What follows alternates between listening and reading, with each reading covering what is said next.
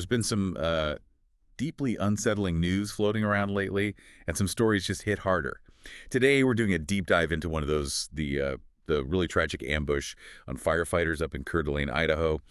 Our goal here is to just lay out what we know, what happened, the facts from the sources, and maybe touch on the big questions that are still hanging out there. Yeah, it's a tough one. What's really striking looking at the reports is how a, seemingly standard call just exploded into this planned attack.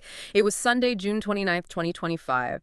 Emergency crews got called out for a brush fire on Canfield Mountain, but authorities, they now think that fire wasn't an accident. They think it was set. Deliberately. That's the belief, yeah. Set intentionally, like a bait, to Yeah. draw the first responders right into that spot. And tragically, it worked just as planned, it seems. God, that's where it just turns horrifying. So they arrive, ready to fight the fire, and then what? Gunfire. Exactly. As they got there, started to engage with the fire, they were ambushed, gunfire just erupted. It's, such a violation against people who are there purely to help. Absolutely. Yeah. And the outcome was just devastating. 2 firefighters killed. That's right. One from the Coeur d'Alene Fire Department, the other from Kootenai County Fire and Rescue.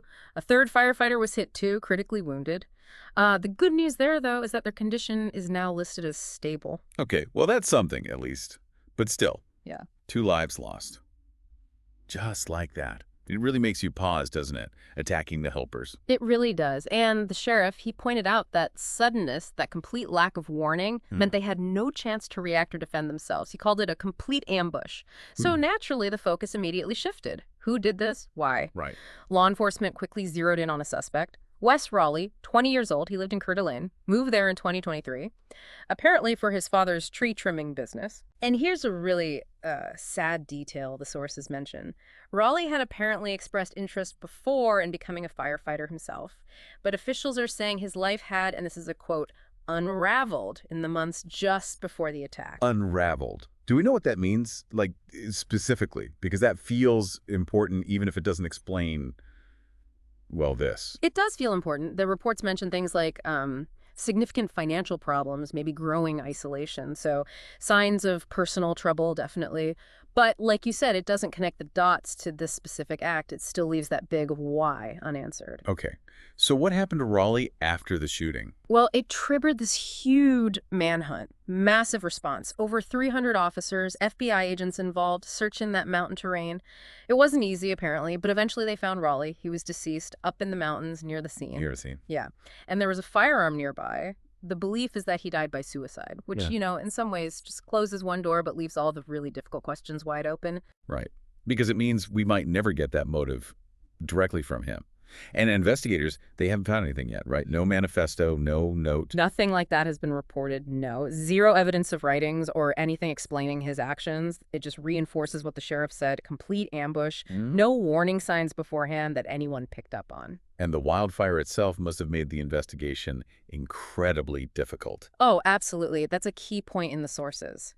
You've got an active fire zone. Heat, smoke, the area itself is changing.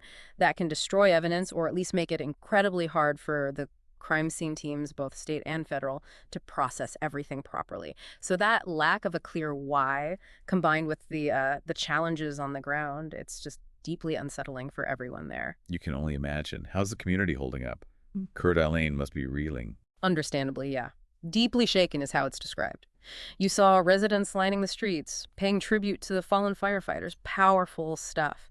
Idaho's Governor Brad Little, he called it a heinous direct assault. And there's been pledges of full support, state and federal, for the investigation, however long it takes. So we're left with this central, awful mystery. Why target public servants like this? Why this violence?